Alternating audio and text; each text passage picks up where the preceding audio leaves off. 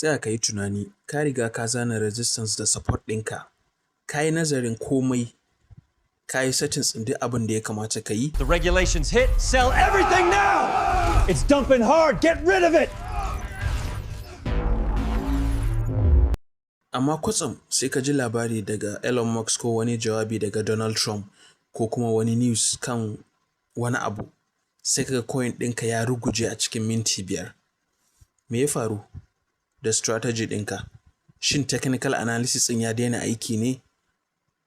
Gaskiyar ita ce, a shekarar 2026, news shine sarki.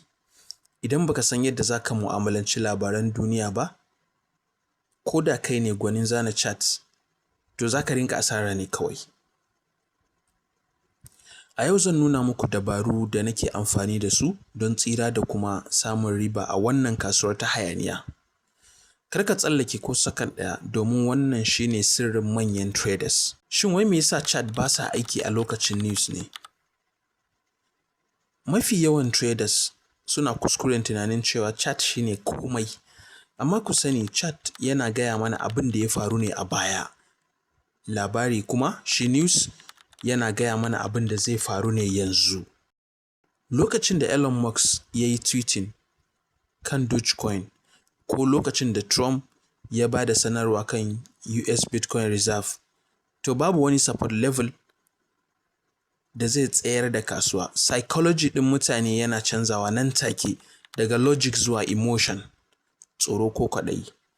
A shekarar nan 2026 idan baka bi labarai ba, kana trading ne a cikin duhu. Zan nuna muku yadda nake amfani da Twitter da wasu tools ma don jin labari kafin ma ya taɓa chat da settings ɗinka. Yadda za ka yi trading irin waɗannan labarurrukan, kuna buƙatar ku koyi abin da ake kira fundamental reaction. Misali, idan Donald Trump ya yi magana mai kyau akan crypto, to kada ka hanzarta sayan coin ɗin ko ma wanne ne. Me yasa? Domin professional traders sun riga da sun saya tun kafin ma ya gama magana, kuma suna shirin sayarwa ne a kanka. Bari in nuna muku wasu 'yan dabaru. Ka kasance kana layin buy the rumor, sell the news. Idan ka samu jita-jita cewa za a yi wani event ko wani taro ko wani abu na Binance, to lokacin ne ya kamata a ce ka saya. Ranar da aka yi wannan abun kuma lokacin ne ya kamata ka sai da shi. Ka yi amfani da abin da ake cewa 15 minutes rule. Idan ka ga wani labari ya fito, ka jira minti 15 ko ma 30. Sau da yawa kasuwa tana yin fake move ne kafin ta ɗauki ainihin hanyar da za ta bi. Kada ka zama exit liquidity na masu kuɗi. Risk management a lokacin volatility. Idan kasuwa ta ruɗe saboda labarai, tsoro yana shigowa. Strategy ɗinka na biyu shine safety first. A lokacin da ka ji wani labari mai girma yana fitowa, ga abubuwa 3 da ni nake yi inda spot trading zan yi. Tunda spot kake yi, baka da liquidation, ba za a yi liquidating ɗinka ba. Amma kana da abin da ake cewa drawdown. Idan coin ɗinka kaga ya sauka, to kada ka firgita ka sayar. Ka yi tighten stop loss ɗinka. Idan ka samu riba, ka matsar da ita kaɗan kusa da stop loss ɗinka ya yi sama kaɗan. Idan Donald Trump ya faɗi wata magana da bata yi wa kasuwa daɗi ba, za ka fita da ribar ka kai. Ka tabbatar cewa kana da extra USD a cikin inda kake trading ko ma wace exchanger ce ya zama ready. Babban kuskuren da kuke yi shine saka duka kuɗinku akan coin. A wannan zamanin dole ne ka riƙa trading da 30% na jarinka a matsayin tsabar kuɗi. Idan news ya ruguza kasuwa, wannan shine lokacin da za ka yi asalin shopping na coin masu kyau a farashi mai sauƙi. Saboda me? Kana da dalarka a ajiye a matsayin USDT. Shin ina ne za ka samu labaran kafin ma su yi maka ta'adi? Idan kana jiran ka ji labari a Facebook ko a WhatsApp group, to gaskiya ka makara. Manyan traders suna samun labari ne cikin 'yan sakanni. Ga setup ɗin da ni nake so ku yi a wayarku. Na farko za mu yi a Twitter. Sai na biyu za mu je mu buɗe ɗaya tool ɗin da ake kiran shi Crypto Panic. Mu je Twitter ɗin. Idan ka shigo Twitter X account ɗinka, za ka yi ƙoƙari ka kunna notifications ne, notification bell icon nan mutane kamar Elon Musk, Donald Trump, CZ da dai sauransu wadda suke da alaƙa da crypto. Misali, bari mu ɗauki misali, sai ka yi searching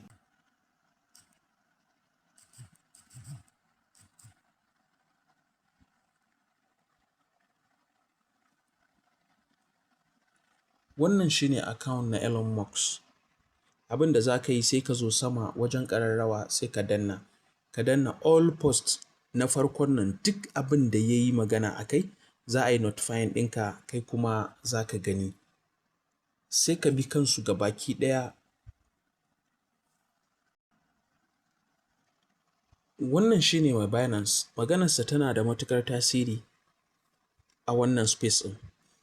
Ka zo ka yi following ɗin shi, idan ka yi following ɗin shi sai ka zo ka danna wannan ƙararrawa, shi ma ka sami shi all post idan ya yi magana za ka gani. Ka bi su duka, duk wasu wadda suke da alaƙa da wayannan abubuwan. Ka bi su duka ka danna notification ɗinsu, domin da sun yi wani abu idan ka zo can ƙasa wajen alaman bell ɗin nan in ka danna, in dai sun yi posting to za ka ga notification nan a nan wajen akan me suka yi. Wannan yana da matuƙar muhimmanci. Ka je ka yi searching cryptopanic.com. A nan za ka ga asalin labarai wanda suna da indication da yake nuna cewa za su ɗaga kasuwa ko ba za su ɗaga kasuwa ba. Idan ka buɗe za ka yi sign up ne, idan ka yi sign up zai zo nan, wannan duka labarai ne da kuke gani. To ga hanya mafi sauƙi da za ka fahimci ya za ka yi ka gane wannan news ɗin ko wannan labarin zai ɗaga kasuwa ko ba zai ɗaga ba. Idan ka zo a layin ƙasan nan can ƙarshe akwai inda aka rubuta guides gaba da portfolio, sai ka danna shi.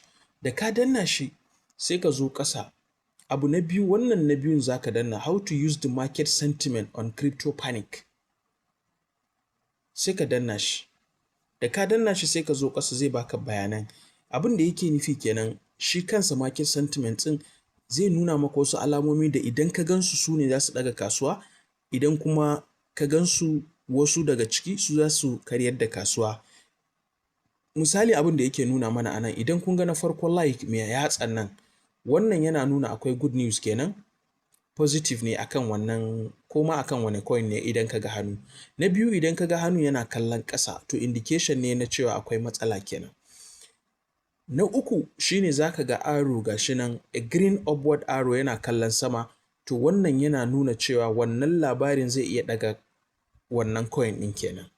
Haka zalika arrow da ya kalli ƙasa shine bearish, sannan ga kuma important a ƙasa. Wannan yana nuna news ɗin mai kyau ne ko mara kyau, shi yasa aka nuna alaman disclaimer, wannan yellow mai triangle ɗin kenan. Ga kuma alaman comment a ƙasa, ga ma dai sauransu gabaki ɗaya. So wannan zai taimaka maka ka fahimci coin ko kuma ka fahimci ina kasuwar ta ma dosa. Ka je ka yi searching cryptopanic.com, free ne, baka buƙatan komai a cikin shi. A taƙaice abin da za mu duba a nan shine, idan ka ga jan launi bearish news ya yi yawa to ka sani cewa chart ɗinka na iya rugujewa nan kusa. Idan ka ga korayen bullish news to ka shirya, don kasuwa tana iya tashi ko kuma wannan particular token ɗin ko coin naka na iya tashi. Wannan shine yadda ake haɗa technical analysis da kuma fundamental analysis. Duniya ta canza, kuma ya kamata kai ma ka canza yadda kake trading. Kada ka bari labarin mutum ɗaya ya ruguza maka burinka na shekara guda. Ka yi amfani da wannan dabaru don ka kasance a gaban kowa. Idan kana son irin waɗannan labaran hot news nan take kafin ma su ɗaga kasuwa, ka biyo ni a Telegram group ɗinmu da ke description na ƙasa. Sannan idan kuna son fara spot trading da kariya, to ku bibiyi videos ɗinmu, akwai videos masu muhimmanci da za su taimaka muku ƙwarai da gaske, duka dai free ne.